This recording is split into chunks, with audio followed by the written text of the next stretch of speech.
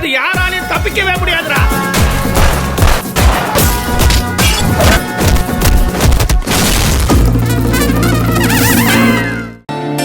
எழுதிட்டியாம்மா? இந்தா. அடுத்தது பாட்டி. ஜெயந்தி, வடக்கு தெரு, பின்னாடி மதுரைன்னு போட்டுக்க. எழுதிட்டியா?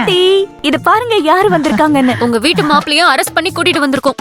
வெட்டிட்டு வர சொன்னா தட்டி தூக்கிட்டு வந்துருவோன்னு இப்ப தெரியுதா?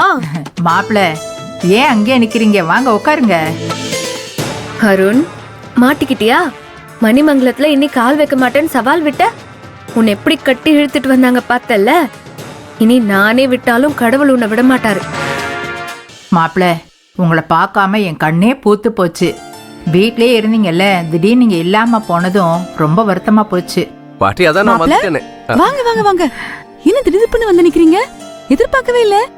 நான் கூட உங்களை கல்யாண மேடையில தான் பார்க்க போறேன்னு நினைச்சேன். இப்படி சர்ப்ரைஸா வந்து நின்னுட்டு இருக்கீங்க. உங்க மாப்பிள்ளை எங்க அவரா வந்தாரு. நாங்கெல்லாம் அவரை ஒரு இடத்துல இருந்து கண்டுபிடிச்சு தூக்கிட்டு வரோம். தூக்கிட்டு வரீங்களா? என்னடி சொல்ற? மாமா எங்களை பார்த்து எஸ்கேப் ஆக பார்த்தாரு.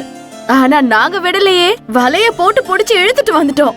ஏய், என்ன தாண்டி சொல்றீங்க? ஒருத்தராவது புரியுற மாதிரி சொல்லுங்க. அத்தை, அது நானே சொல்றேன். சொல்லுங்க மாப்ள. ஆக்சுவலா நான் இங்க வர பிளானே இல்ல. காஞ்சிபுரத்துல ஒரு பிசினஸ் டீல் போயிட்டு இருக்கு. அந்த டீல் முடியறப்போ அந்த எம்டிக்கு ஒரு gift கொடுக்கலான்னு செயின் வாங்க போனேன். அங்க என்னை பார்த்து இவங்க கூட்டிட்டு வந்துட்டாங்க. எப்படியோ மாப்ள, நீங்க வீட்டுக்கு வந்தீங்கல்ல, அதுவே மனசுக்கு சந்தோஷமா இருக்கு. அப்புறம் சம்மந்திக்கு கால்ல அடிபட்டு இருந்ததே, இப்ப எப்படி இருக்கு மாப்ள? அது ஒன்றும் பெருசா இல்லத்த, சின்ன சதப்பிடிப்பு தான். He's all fine now. இருக்கட்டும். இருந்தாலும் அவருக்கு இப்படி அடிபட்டதுன்னு கேள்விப்பட்ட உடனே ரொம்ப வருத்தமா போச்சுங்க. நீ அந்த வருத்தத்தை சொல்ற. என் பேத்தி ரோஹிணி உங்ககிட்ட பேச முடியாம எவ்வளவு வருத்தப்பட்டா தெரியுமா?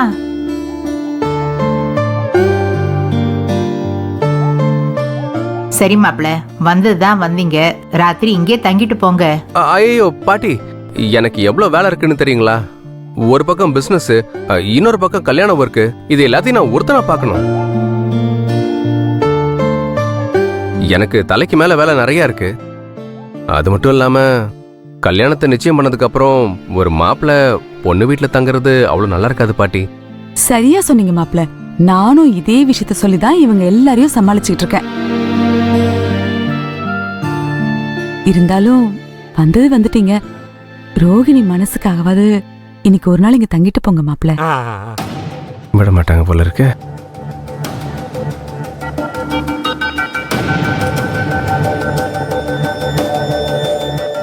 என்ன யோசிக்கிறீங்க?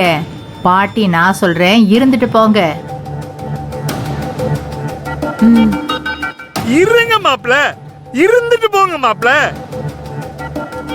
இருங்க மாப்ள, இருந்துட்டு போங்க மாப்ள. நீ சொன்னதான் நானும் சொன்னேன். இருந்துட்டு போங்க. அதெல்லாம் அவர் இருப்பாரு. நீ மச மசன்னு பேசிட்டு நிக்காம நம்ம மெயின் ரோட்ல ஜெய்பவன் ஹோட்டல் இருக்குல்ல, அங்க போய் மாப்பிளைக்கு gobi Manchurian, gobi 65, baby corn கபாப்னு எல்லாமே 4 நாள் வாங்கிட்டு வா. டக்குன்னு ஓடு. நம்ம வீட்டுல சப்பாத்தி குருமாவும் செஞ்சிடலாம். சீக்கிரம் போ.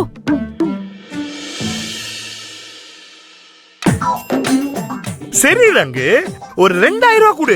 வெஜிடேரியன்ல என்னென்ன ஐட்டம் இருக்குதோ எல்லாத்தையும் புடிச்சிட்டு வந்துடுறேன். அதெல்லாம் ஒண்ணு வேணாம். நீ நேரா ஹோட்டலுக்கு மட்டும் போ. அவங்க எல்லா பார்சலும் கட்டினதுக்கு அப்புறம் அதை அப்படியே அலுங்காம குலுங்காம வீட்டுக்கு கொண்டு வா. நான் போன்ல பணம் அனுப்பிக்கிறேன். இப்ப நான் என்ன பண்றது? கை கால்லாம் நடுக்குது. அப்பா, இந்த சாக்குல நீ ஒரு கட்டிங் கரெக்ட் பண்ணலான்னு பாக்குறியா? ஒரு மனுஷனை எங்க நேர்மையா வாழ விடுறீங்க? நான் என்ன பண்ண போறேன் தெரியுமா? நேரா அவங்கிட்ட போய் உங்க அம்மா 4 பார்சல் சொன்னாலா, நான் என்ன பண்ணுவேன் தெரியுமா? 3 பார்சல 4 ஆக்கிட்டு ஒரு பார்சலோட பைசாவை என்கிட்ட கொடுத்துருன்னு சொல்ல போறேன். ஒரு மனுஷன் வேற எப்படிதான் வாடுறது?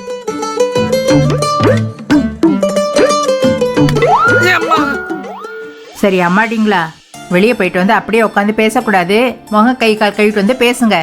நான் போய் சமைக்க போறேன். அம்மாடி, உன் மாப்பிளைக்கு பிடிச்ச மாதிரி சமைக்கலாம். வா மகேஷ், வாங்க போலாம். நீ போ, நான் வரேன்.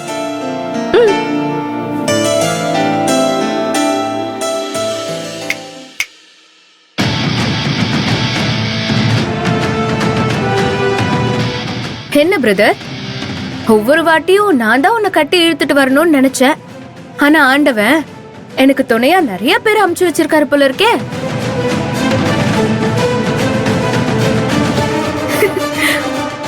மணிமங்கலத்துல காலை வைக்க மாட்டேன்னு சொன்ன, உன்னை ஆளையே கொத்தா தூக்கிட்டு வந்துட்டாங்க பாத்தியா? இனி நீ இந்த கல்யாணத்துல இருந்து தப்பிக்க வாய்ப்பே இல்ல பிரதர். அதனால ஒழுங்கு மரியாதையா நீயே வர்ஷா கிட்ட எல்லா உண்மையும் சொல்லிட்டு இங்க வந்து சேர்ந்துரு. இல்லன்னா எந்த உலகத்துக்கு போனாலும் உன்னை விட மாட்டேன், பாத்துக்கோ.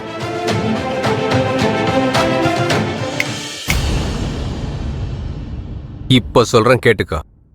இந்த லூசுங்கெல்லாம் எனக்கு ஒரு மேட்ரே இல்ல. இந்த லூசுங்கிட்ட இருந்து நான் எப்படி ஈஸியா தப்பிச்சு போறேன்னு நீயும் பார்க்க தானே போற.